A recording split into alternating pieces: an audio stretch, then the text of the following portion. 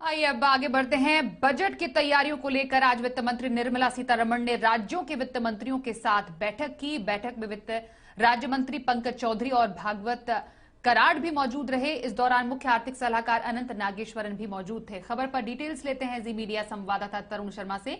तरुण, pre budget meeting का दौर जारी है, स्टेक होल्डर से बातचीत की जा रही है और इस बार इस कड़ी में जो बैठक हुई है वो राज्यों के वित्त मंत्रियों के साथ। क्या अहम रहा है इस बैठक में?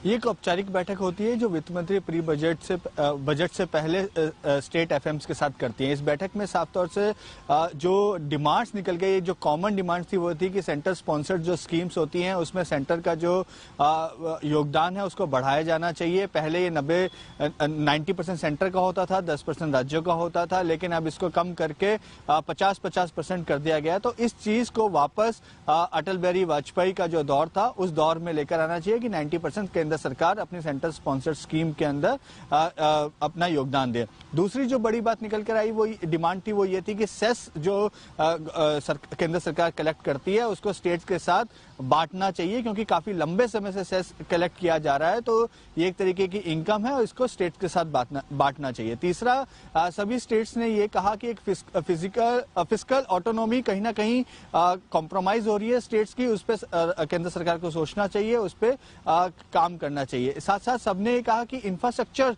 का जो इन्वेस्टमेंट है उसको बढ़ाया जाना चाहिए। इस बजट में भी पिछला जो बजट था उसमें काफी अच्छा कैपिटल एक्सपेंडिचर के लिए बजट रखा गया था। इस साल भी उस बजट को बढ़ाया जाए, ये एक यूनिवर्स डिमांड स्टेट्स एफएम्स की तरफ से की गई। इस बैठक में दिल्ली, वेस्ट बंगाल और गुजरात को छोड़ के ऑलमोस्ट सभी एफएम मौजूद थे और सबने अपने अपने राज्यों के हिसाब से डिमांड रखी। जैसे बिहार ने कहा कि हमें विशेष दर्जा मिलना चाहिए, छत्तीसगढ़, राजस्थान ने कहा कि हमें ओपीएस के हमने लागू कर दिया है तो ओपीएस में जो पैसा है वो केंद्र सरकार हमें वापस कर दे, और ये हम केंद्र सरकार को अश्योर करते हैं कि ये पैसा हम राज्य कोष में यूज नहीं करेंगे, इनको हम एक अलग अकाउंट में रखेंगे। और ये भी वित्त मंत्री को अश्योरेंस दी ओपीएस के ओल्ड पेंशन स्कीम में कि 2060 या 2070 तक कोई बड़ा लाइबिलिटी स्टेट फाइनेंस पे नहीं आएगी ओपीएस के चलते हुए।